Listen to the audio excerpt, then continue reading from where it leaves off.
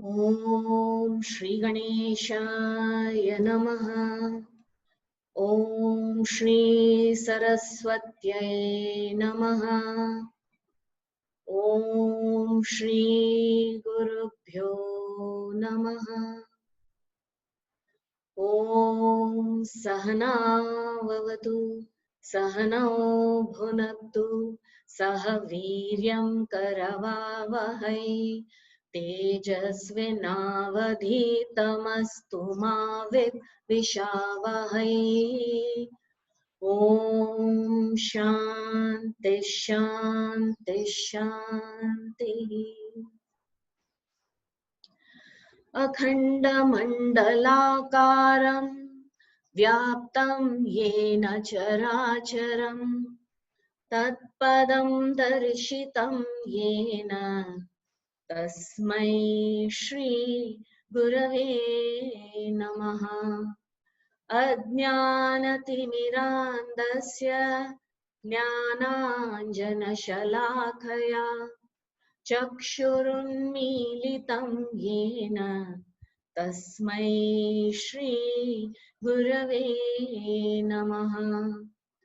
Gurur Brahma Gurur Vishnu Gurur Devo Maheshwaraha Gurureva Param Brahma Tasmai Shri Gurave Namaha. Today we will be looking at this beautiful 9 verses of this text called Jivayatra. So these 5 days we will just discuss, understand what the author has to say in these 9 verses about Jivayatra. It's a very wonderful, concise text for us to, assimilate why the need for following the spiritual path and reaching the goal. And that is why if you see Jivayatra, Yatra is what? Journey, isn't it? Yatra is this path that we are walking on. We are all, it seems like we are all moving to, but most of us do not know where we have come from and where we are going. If you just sit back and if somebody says, okay, journey of life, if you are very young, you haven't even started, so you wonder, what is the journey? You are only looking ahead and you say, no, I don't even know. See, you don't know. As a child, you don't know. As you're growing up, you're still wondering whether that path could be this way or that way. Okay, you have taken some path and having done whatever you wanted to do in life, now where are you going? You are 40, you have accomplished quite a lot. You will say, yeah, the journey so far I know. I don't know where I started, but whatever has happened, I know. Now, where are you going? I still don't know. This is a very peculiar condition for human beings, if you see. This is only a question for human beings. This existential problem arises only in the human mind. Though it is called Jivayatra. Jiva is any living being. It could be, even any living being. It could be a plant, animal. Any insect is also Jiva Jantu only, we call it, isn't it?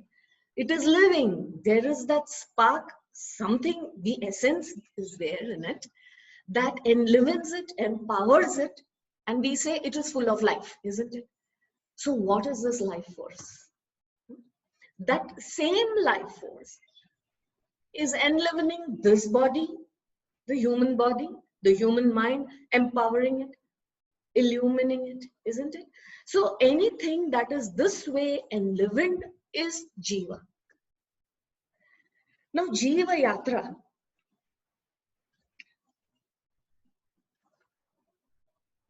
first of all, we should be concerned about us only, human only. Okay, the other species has its own yatra. But really, does any other species, and the Shastra says there are around 84 lakh species living, that is found at any given point of time.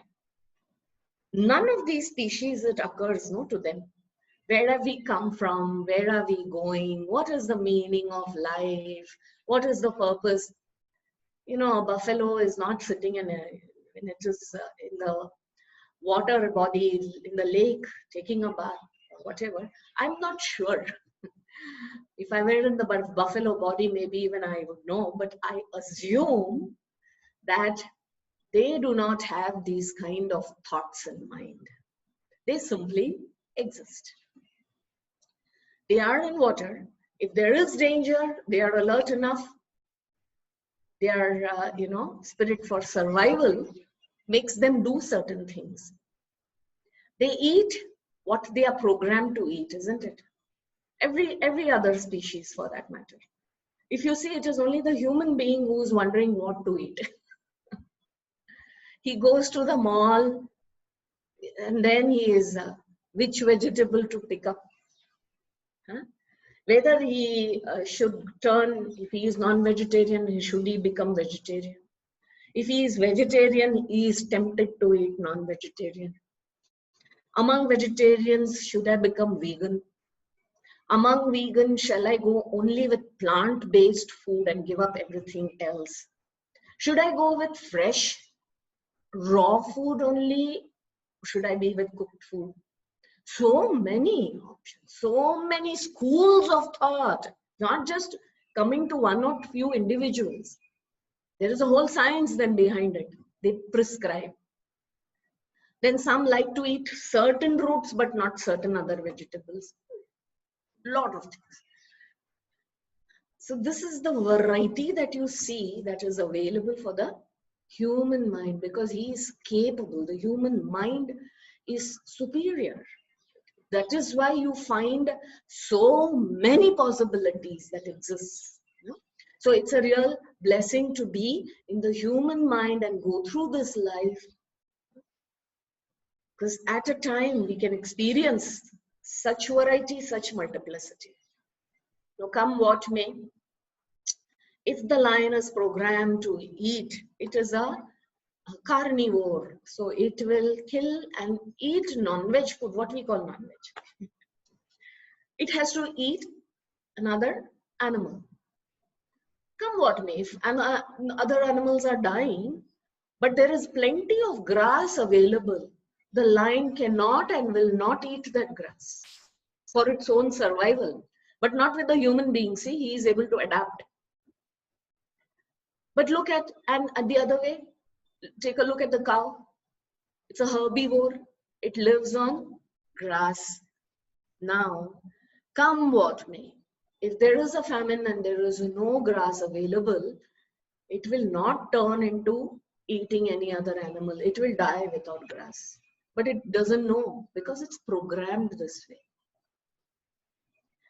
There is something unique about this human birth, which itself, according to the Shastras, is said that after Koti Janma of Punya, that you get the human birth.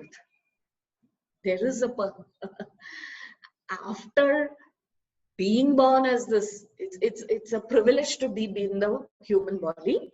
And once you are in the human body, it is again after many, many janmas that one begins to even ask this question about who am I and where I'm going, what is my journey. So you see how we have come many lifetimes before.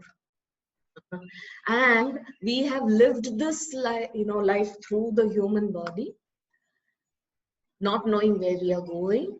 So the soul has matured enough now with a lot of previous experiences, and it has recognized that no, what I am seeking through the human body is there is some kind of incompleteness there. There is a certain sense of lack. Some unfulfilling experiences are there. Whatever I do, that lack always follows me. I'm lacking something. Everything I have money, I'm doing better than most people I see around me. So I count my blessings, but yet I am not fulfilled, isn't it? Many, many people will say this. They will agree with this. I thought this career of mine will be very good. So I pursued it. It was wonderful. What I wanted, I achieved. So now I'm looking at further something else. Because again, that lack has come back, that emptiness has come back. This is something that follows us. And that is when we begin to ask these kind of questions. See, where am I coming from? Where am I going? And you want to know a little more than what simply meets the eye. Okay? So that is when we come across, when this seeking, this wanting to know comes about. We come across books like this also, like a Jivayatra. Otherwise, we wouldn't have heard of this book, isn't it? It is not like a popular selling. Until you haven't heard and you won't even be recommending to. Now, even if you're looking at recommending this book to somebody, you will see if that person is really ready for this book, isn't it? You can't simply say it is a fantastic book, read, for anybody to be gifted away, because that person is not seeking these answers. And yet you realize, aha, other than this, what else, would have shown me the way to find that completeness. That is the beauty.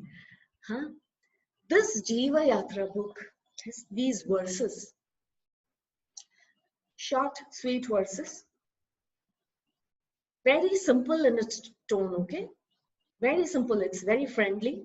Do not think there will be very difficult words and you have to imbibe great philosophical truths and debate and discussion. A lot of information is given. And we recognize it is for us to contemplate on, reflect upon it. And this reflection, this throwing back and forth, of ideas is needed. We must actively participate in it. That is how we can polish, we can really come to recognize where we stand and where we need to go in life. Composed by Swami Jnanananda Bharati. He was an acharya of the Sringeri Peetham, Shankaracharya Peetham. Sannyasi.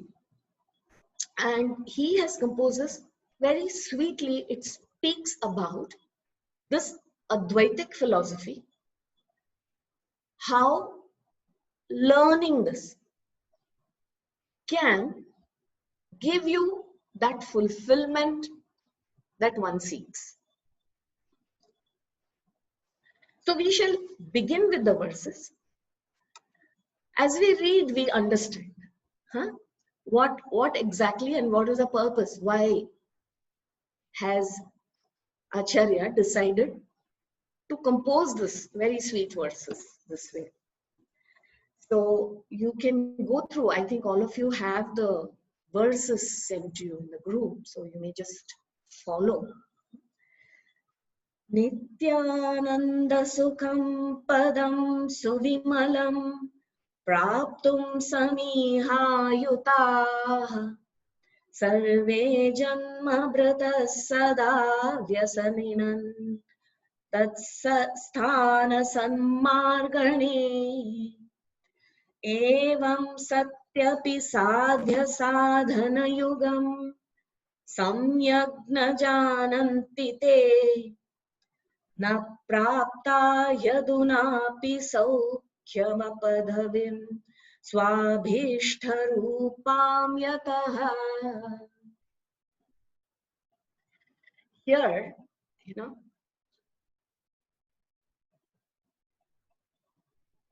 Acharya wants to talk about the goal of life. He says, this Nityananda Sukham Padam. Nityananda, Ananda Sukham. Now, you have to say, limitation of the human being actually is spoken of. When we see in our life experience, isn't it? What is it that we are seeking in life? Each one of us. In whatever it is that we are pursuing, the Shastras speak of 4 such pursuits that human beings are constantly engaged in. And what is that? Dharma, Artha, Kama, Moksha. In fact, when you say moksha, you should silently just say it. Dharma, Artha, Kama, Moksha. Because that moksha is very little is known about it. And if you say it too loud, people run away. We don't want moksha. See, my problem is this. If I get away from this problem, that much is enough. That is why we don't attend the satsangs and spiritual lectures, because they start talking of moksha. Who wants moksha? Listen, I am very happy with my family. Things are going pretty well. Moksha from what? Mukti from what? I don't want. Because one thing is, we don't know where we are going, isn't it? Moksham, okay, moksham, what will be that? After that, what will I get? After moksham, what will I get? Because this is the way the buddhi has been trained. If I do this, what will I get? When I study this, what will happen after that? So we say, come, you study, you do that Vedanta course, there will be. So what will I get after that? You will get understanding about you. I know myself. That is not my problem. See, I already know where I am. This is my problem here. I'm not able to get along. I'm a little confused about which path to pursue. That only we are saying. That I can just go and take legal help. I can take counseling. I can, why should I study the Shastras? This is for people who want to escape from life. This is the very common idea, isn't it? So that is why dharma, artha, kama, moksha. It should just be that moksha should be left alone. Because when we speak of moksha, people run away from us. This is what Shastras say. Even Bhagavan Krishna tells in the Gita, that finally, tell me whether you are pursuing dharma, artha, kama, desire you want to fulfill, fine, do it. In the end, you are coming to seek me only. You don't even know that. This is the condition of the jiva. Not knowing that we are pursuing that only, we are in the pursuit. Now, this is the very peculiar state that the human being, I said, no, this is the human, it is a crisis if you look at it from one way. And from the other way, it is like this ignorance of who am I? I mean, I don't even know who I am. Forget, I don't know who I am. I am not even interested in knowing who I am. For most of us, lifetimes have gone this way. And I'm not bothered because I think I know. So here, if we just look at the pursuit, whatever it is that we are pursuing, what is that goal that we are pursuing? Each one according to our station in life. I mean, when I say position, station in life, as a student, what am I going to say? Let me get through this exam. Exam also among students. Okay, if there is one student, he can do only this much. So he says, 35 marks I get is enough. That's my goal. Let me just clear these exams. I'm fed up. I've had enough of it. So what do I want? 35 marks. That is my goal. I'm going to work towards that. In the same class, there is this student friend. He says, somehow I managed 70. The exams, I'm going to put in as much. Let me aim at 80%. So for him, 80% is the goal. Now there is another student who's already in the 90% rank. Obviously, his goal is not 35%. He is not thinking of passing. That is going to happen anyway. He is very confident of it. So look at it. In the same class, among the same, age group of students, the goal is different. Right? So here, this person is 90% I'm getting. I want to stand first. So his goal is that. Isn't it? So all our goals are different. Okay. The same student, now exam results are out and they have all passed. They have achieved their goals. Next what? So what is he doing? Okay.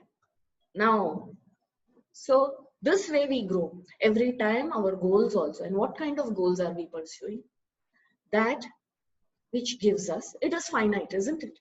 We are pursuing something, we go to it, we put in our efforts, we get it, and then that happiness is there, no doubt, and that happiness also goes away in some time. So I have achieved it, so celebrated, rejoiced, and here you'll find it very odd also.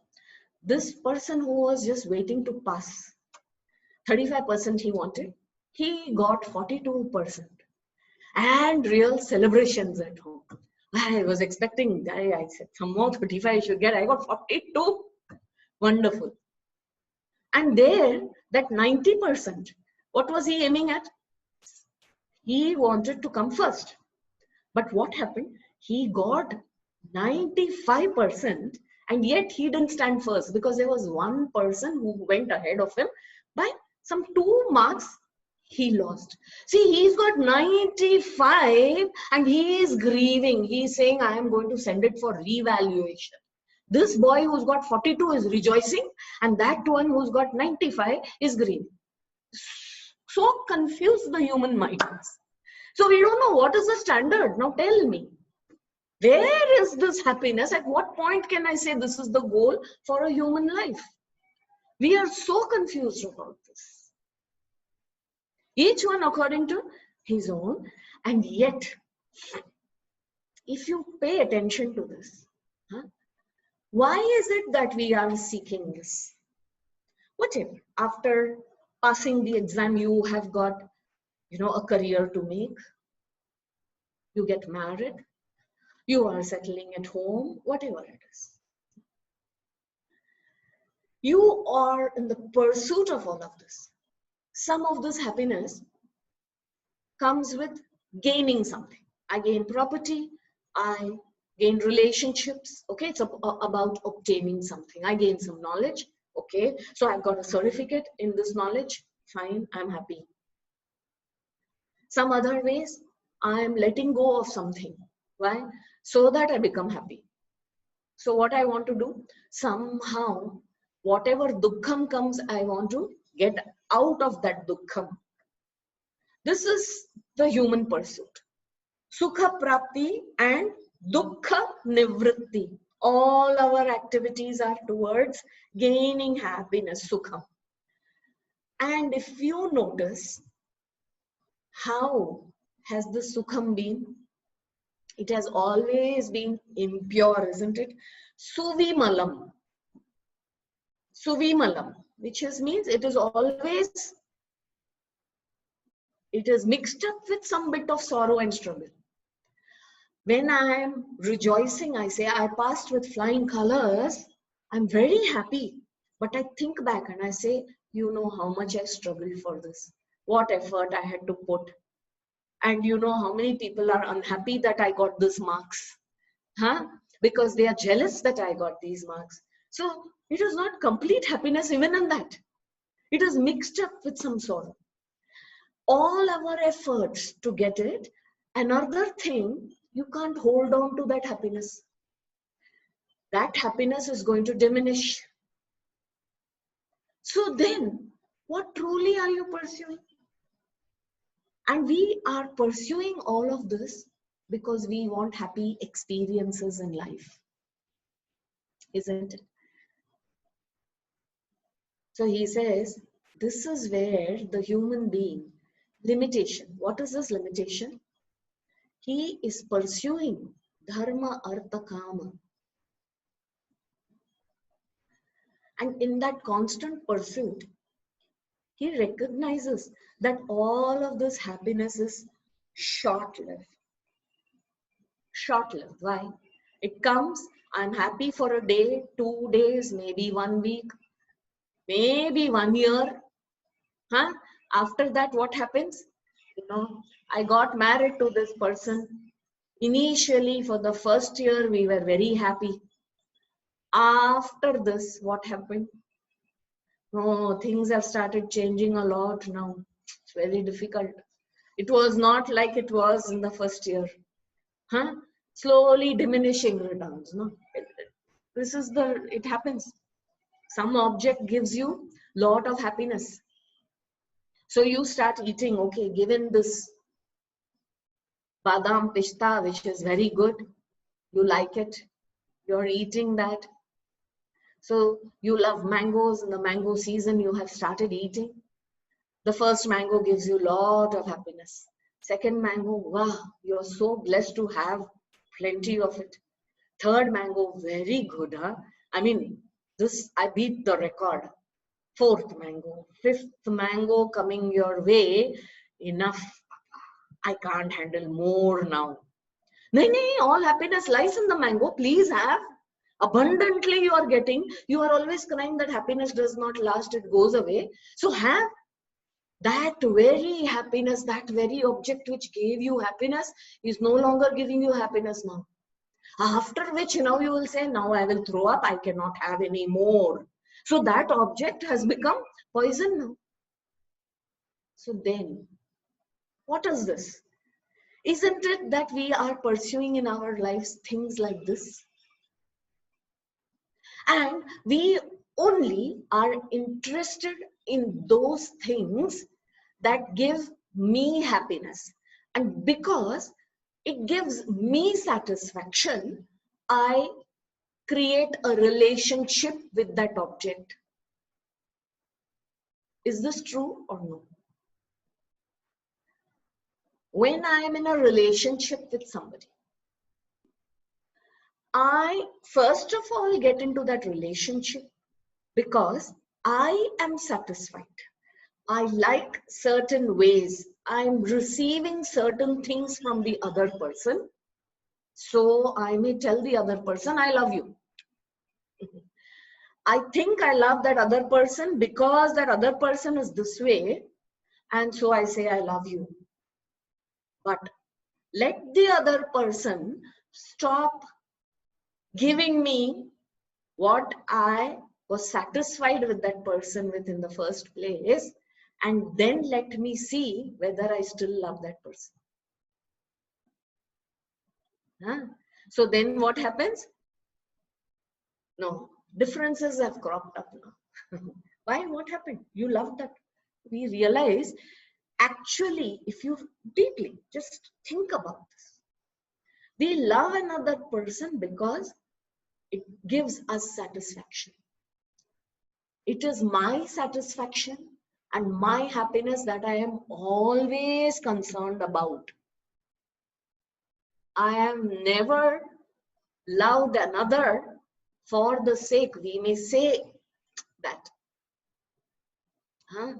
So We are typically seeking happiness everywhere, in everything, and we are looking at to satisfy ourselves only, isn't it? Even the satisfaction, like, how do we want it? We want it continuous, a continuous supply of it. We don't want it broken. Huh? Suppose this person whom you claim unconditional love for begins to speak ill of us. So little satisfaction has diminished. So the happiness is not remaining anymore. And I want to continue that. I want that again. So I'm looking for every way. There might be some people, even for kutarka, for just being illogical or to beat this kind of logic, they will say, see, I am pursuing, I'm going to commit suicide only because there is nothing that is giving me happiness here. Even such a person is doing that for his own satisfaction. If he wants to give up life and commit suicide because he says, I am very depressed and there is only dukkham, there is no sukham here, even he in his act of suicide is seeking happiness only. So see how human beings in whatever pursuit are looking for happiness, isn't it?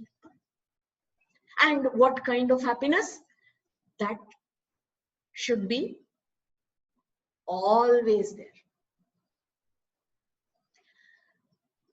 Now, if it is to be always there, then one thing we must, where are we looking for it? Looking for it in the world outside us, isn't it? Maybe money will give me that happiness. Maybe relationships will give me that happiness. Maybe my desires being fulfilled all the time will give me that happiness, right?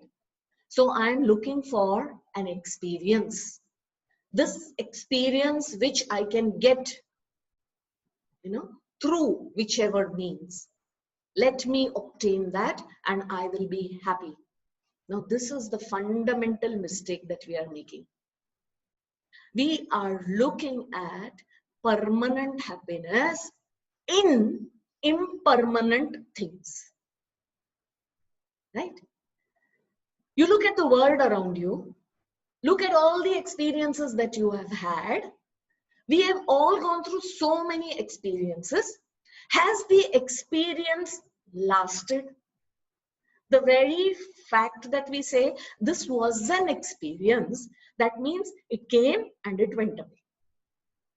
So experiences have come and gone. Everything of the world, whatever that we see, whatever it is that is known, that is outside of us, has come and gone.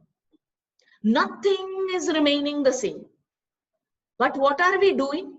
We are seeking permanent happiness in something that is impermanent. This is very fundamental. I want to be happy. I am doing everything to make myself happy. Every time, every moment. Because if I had that happiness, which is with me all the time, wherever I go, I want to remain happy. It is not that you can ration it out for me. Sundays I'm happy, but Mondays all my happiness is gone. Nowadays with lockdown, we don't know which is Sunday, which is Monday. So we don't. Otherwise, everybody, the whole universe, we were all talking about Monday blues. This has become the collective. Nobody likes Monday mornings. Why? Why have we created this for us? We have created it as an experience. And come Friday evening, everybody is in a very good mood. These are experiences that have come and gone. I want to be happy irrespective of whether it is Friday, Saturday, Sunday, Monday. Isn't that? That is true. Friday evening, joyous I was. I wanted to continue on Monday and Tuesday and Wednesday. I don't want it to diminish ever. But Where am I looking for it? I am looking for it at the wrong place. So this is the limitation of the human mind. We think it is an experience and that it is outside of us. So, here he says, we are all seeking that, but unfortunate, we don't know that we are seeking this goal of complete happiness, meaning I want this fulfillment. I want, is there something that will fulfill me once for all? Isn't that a better situation? Then I'm seeking this now. Then next year, what is my goal? Then 5-year term, what goal do I have? I'm looking like this for happiness. I'm not going to get it here. Is there a way? So one must determine this first of all. Ascertain this for oneself. Okay. So go back to all your thinking and whatever has happened in life. Are you sure of the goal? And is this your goal? One should make, all are desirous of this goal only. In fact, everyone wants this kind of fulfillment, but they do not recognize it, that this is what I wanted all my life. We may have sought for it here and there. That is why we have run after all these. And then when that happiness has left us, I got married, I got children, I got a family, I got a house, I've got all of this. But yet that sense of great fulfillment is not there. I am still seeking something. Right? So unknowingly we are seeking that fulfillment only. And that fulfillment is nothing but moksha. Oh, okay. And that moksha comes to us, of course. So this moksha, that is why it's scary. Because we say once and for all, seek that and you will be fulfilled. You will have that sense of fulfillment within you. After which you do not seek anything of the world. So this is something scary for us, isn't it? Because to say that all these years I lived dependent on the world, I thought the world is dependent on me, and we were, helping each other out this way in seeking and fulfilling each other. I was incomplete without this partner of mine and this family of mine. I am assuming that is just a projection of the mind. It's not the truth, because very soon I will recognize it is not true. Either I have to leave the partner or the partner leaves and goes. So this insecurity is constantly there. This fulfillment is not complete. It is not that param sukham, that this cannot be taken away from me. It is on shaky ground. Any time I can lose it. Bhaja Govindam, Bhagavan Shankara says that, Ma Guru Dhana Jana Yauvana Garvam Harati Nimeshat Kala Sar. Nimeshat Kala Harati. You don't know how time, when that time will come and it will all be taken away from you. Your youth, your money, your relatives, influence, power, everything can go within a moment. So what is it that we are seeking? He says, we do not know of these goals. According to the gunas that we have, we seek tamasic pleasure, we seek rajasic pleasure, we seek sattvic pleasure. Depending on how we are and what we like to listen to and what gives us happiness in life. But when it is filled with these gunas, when it is made up of these gunas, understand that they are still limited, even if it is sattvic happiness. We have heard about the 3 gunas, isn't it? Tamasic, rajasic and sattvic. What are these? The guna types. They are something that, when there is sluggishness, laziness, it is tamasic, it is filled with ignorance. In ignorance, we seek something. We wonder, some people are there in the road. If they see a dog or an animal, they just pick up a stone and throw at it, hurt the animal, and they get pleasure when the animal is screaming and it's paining, it's in pain. This kind of sukham that they get, they are still, that jiva is happy by doing such a cruel, act. He is satisfied. And you wonder what is that gives him satisfaction.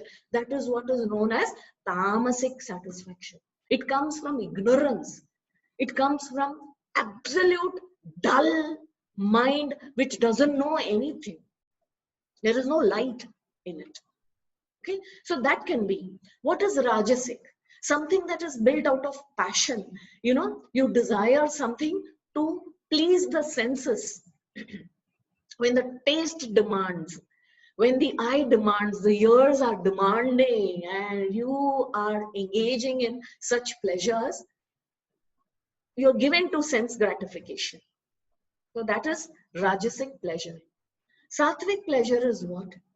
It is giving you satisfaction at a very subtle level of great understanding. When you are seeking certain knowledge and you have answers, when you have understanding, you are exchanging ideas, okay? You are able to speak. That is sattvic pleasure. Definitely, sattvic pleasure among the three is the best. One should pursue such things. Okay, but if you see, even the sattvic pleasure is limited. Okay, after you have attained some understanding, you are happy, you have attained. The next day, again, some more confusion comes, and you are not clear. Oh, I was so clear for 1 month, Guruji, I attended that camp. It was so beautiful. 1 month, everything went well. And again, after that, I still know I'm missing that. I want to hear again. Yes, you must hear again. But what happens, you see? It has diminished. So, is there something getting which that I will be permanently fulfilled? Shouldn't that be the goal? Isn't it? So we must ascertain this goal for us. When we have ascertained this goal, that is when we are walking the spiritual path. In fact, everyone is desirous of this goal only, but they do not know. So who comes to our rescue here? So here, Acharya says that it is only, this is very peculiar, strange condition with the humans. For this jivas, sarve janma vrithaha sada, and they are struggling to determine this. So what is the right path for me? Not knowing the goal. Now, if I have to travel, I am in Coimbatore right now, okay? If I'm new to Coimbatore, I may not know the place. I can tell somebody, hey, I don't know how to get there. So please help me. Somebody will help me. But if I don't know where I have to go, from Coimbatore, I have to go to Delhi, he will say, how can I send you when you don't know where you have to go? Okay? So we have to determine this goal for ourselves. If we have understood that it is fulfillment, it is this, what kind of fulfillment? Nityananda Swarupam, it has to be. This Sukham has to be Nitya. Nityam means forever. And if it is forever, that is the destination, then okay, there can be some means to reach there. Otherwise, I do not know. If that is why I am seeking all anitya measures in the pursuit of nitya happiness. That is where we are all confused. There is so much confusion among humans. And who is right, who is wrong, nobody knows. Because the goal is not ascertained, and so we do not know what are the means to take us there. Once this goal is ascertained, and Shastras say, and Shastras come to the help actually. But before that, we must ascertain that this is the goal. This pursuit goes on, constant struggle is going on. And the world over, it is not about whether you're Hindu, you're Indian, you're Christian or this, this is a universal condition. Everybody is seeking answers in money, wealth, security, fulfilling their desires, taking to spiritual, religious activities.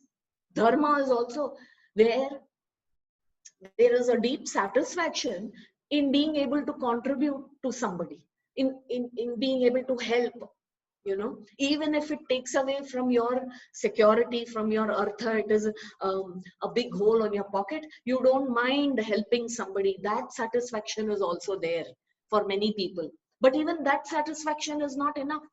You are still seeking to do more and more such activities, isn't it? So dharma, artha, kama, if you see, are the pursuit of the world.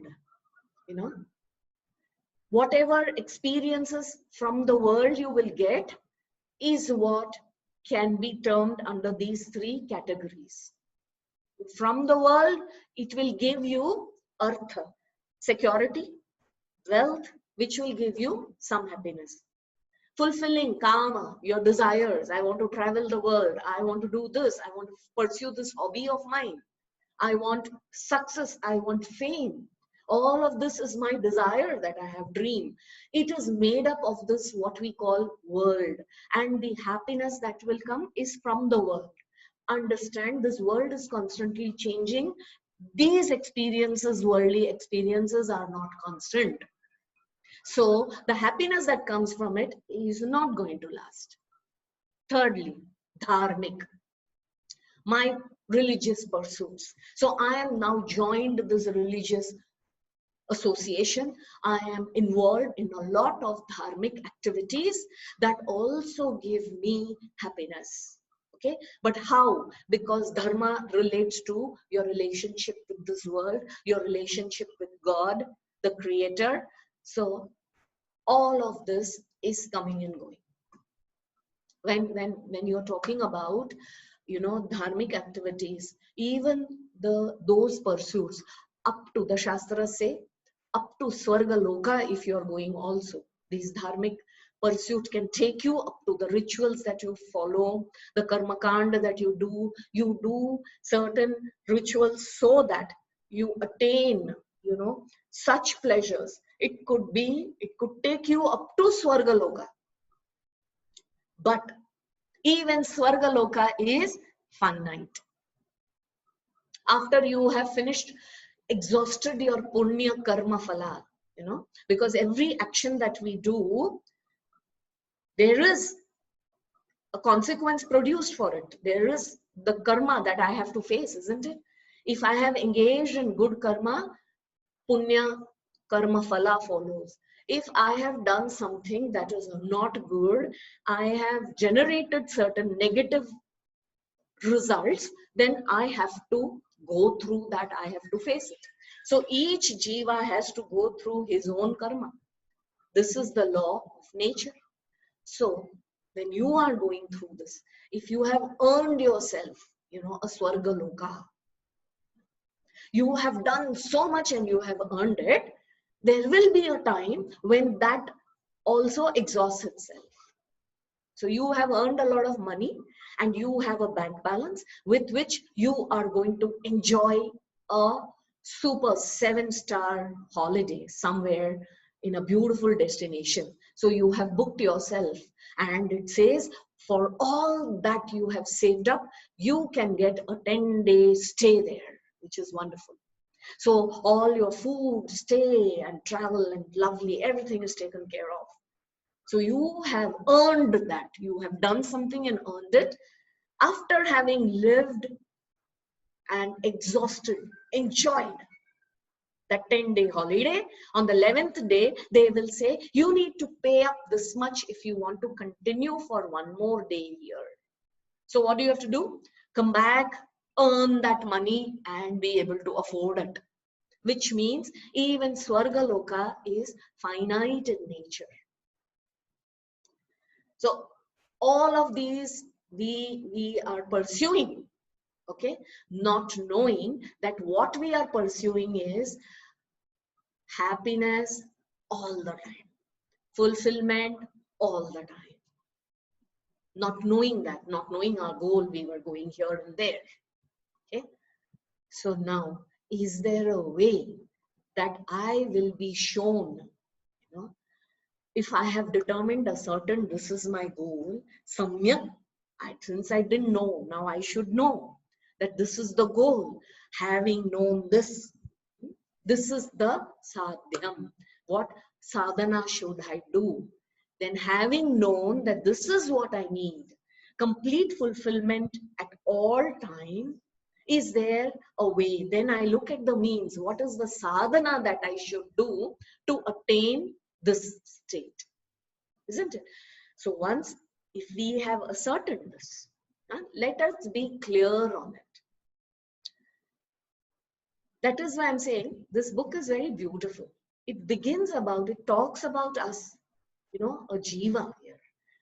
And how this jiva, once he is ascertained, then where could he look for help? Everything is taken step by step. Acharya is taking us to that goal. So he says, having tried this, having tried that, like I told you, actually even coming to this spiritual path, we have spent lifetimes trying elsewhere. And having recognized only the soul as matured, it has matured. It has attained that kind of maturity to seek, to come to recognize that all of this is transient. There is no permanent happiness in the world. So having not that Saukhya Padavi, not having obtained, it is not knowing that it is very much obtainable, not knowing that that is what I had to look for. I have struggled all my life. That is the way Acharya here talks. In the first verse, he is only talking about this jiva. This is the human crisis. That which is swabhishta rupam. It is actually achievable, but not knowing that this is what I was seeking. I was running here and there. And after all my struggles, I have not achieved it. Because we go here and there. And at the end, when we have to leave this body and go, we look back and say, what did I do in this entire lifetime? Okay, I got married, I had children, I took care, I did my responsibilities well. Are you leaving fulfilled? That may not be. Because I was seeking to do a lot of other things which I didn't find time for, isn't it? That may be the lament. I am satisfied as far as what all I set myself out to do, I have gathered. We say, sometimes when this person is very, very elderly, he's lived 90, 100 years of life, and you say, so he has seen everything. He has seen his grandchildren also grow up, settle, no regrets. We console ourselves like this, but that soul knows. It is satisfied with whatever was expected out of it. But is it found that true satisfaction after which it will not come back again in the human body? Oh, is there such a state? Yes. Oh, I didn't know that. If I had known, I would have pursued that. Isn't it? And that is possible in this lifetime, here and now. Having not known this, I struggle. So this is the story of the jiva. Okay, this is what in the first verse the Acharya has tried to bring about. See, all of this. Now, I'm not saying we don't know. We all have gone through certain amount of thinking for ourselves. We have also reflected, isn't it? There is nothing new that the Acharya is saying. But why are we studying? Why are we reading this? Because there is a sense of reinforcement of this knowledge. There is nothing new. Let me tell you, the scriptures do not really talk of something new. When you begin to apply it, you say, I think I knew this. What we have to do, we just have to be reminded of this, because that is our true nature. You know, what we are seeking, not knowing that we are seeking our true nature, we think we are seeking something outside of us. So we need to get it out. We are lost this way. So the scriptures simply remind us. We have all been attending lectures, so we know. So we wonder, we have heard this, but has this really touched us in such a deep way that wherever we are, now we are able to seek the truth of it and not satisfy ourselves with anything superficial, you know? Because from there then comes this lack all the time. When you have engaged in something superficial, something that comes and goes, that leaves you with this nagging sense of lack again. So we are studying this because, yes, this is a reminder to us. Let us reinforce this idea. What is happening? We are learning to analyze and discriminate. What is permanent? What is impermanent here? What is the real truth here? What is it that is asat? What is asat? Something that comes and goes. Because if there is some truth to it, truth has to simply remain. It has to be permanent. It cannot change. It has to be constant. It cannot change depending on factors, situation, people. So if there is some truth to it, then what is the truth to this experience that I'm having? First of all, can we talk of truth as an experience? Think about it. People say, I want to experience that state. If there is any state that you can experience, it cannot be the truth, isn't it? It's a paradox, isn't it? Why? If it is an experience, it has come and it will go. Are we seeing this? Huh? So we have to recognize this. Our experiences are one thing which is going to come and go. That is not the truth. And I am seeking what kind of happiness? That nityanandam, anandam, happiness, how it has to be? Eternal happiness. And Shastras say, yes, that is possible.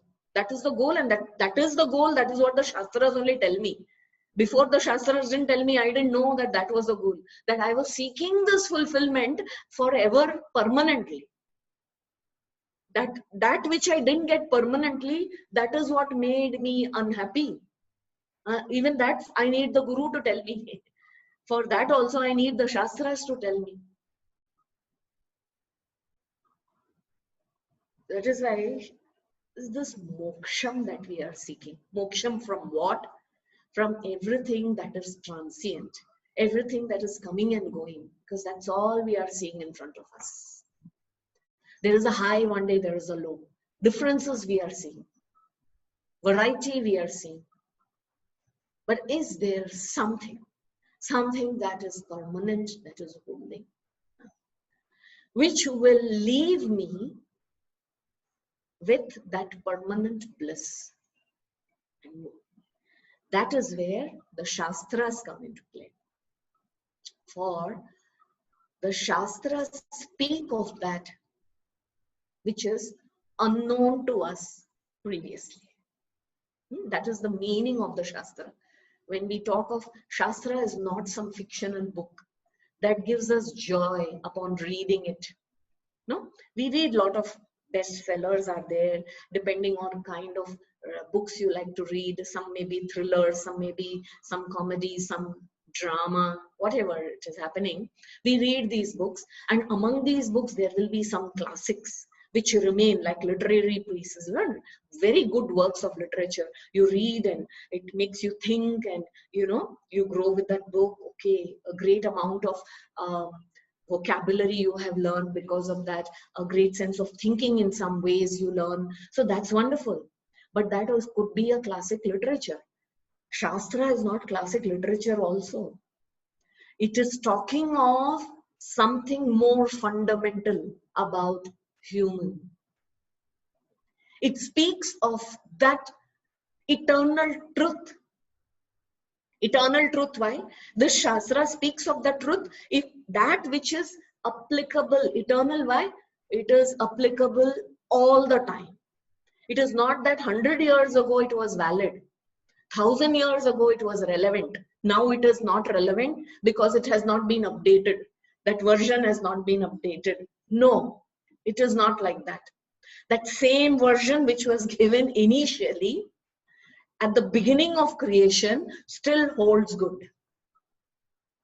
That is what makes it the Shastra. It is the eternal truth. Okay? So this, and it is speaking of something that was previously unknown to me.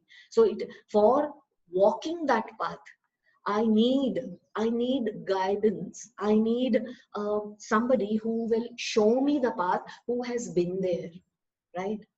The scriptures speak of that destination and shows us the path to that destination also. So this is going to be the Jivayatra in the next 4 sessions that we will be talking of these 8 verses. So be prepared. This is what it is going to talk about. How we are supposed to equip ourselves. And first of all, having heard whatever you have heard today, are you convinced of this? Is something that you must reflect upon, contemplate upon. And if there is another viewpoint that you have, contrary to what is being said, we are open to it. We will discuss it if you wish to discuss. But in the meanwhile, you write down whatever doubts have come up. There is any contrary view, write it down. Listen to what the book takes us through, and then see if the questions are answered in this 4 days. If not, then we will definitely discuss that. Because we must take it up. This responsibility is ours. We are here now as human beings with an acute, clear intellect, which is buddhi given to us. Let us think about this. We have to take charge of our own lives, isn't it? Where have we come from? Where are we going? Let us be clear of it. If we don't know, seek help. So for today's session, we will conclude here.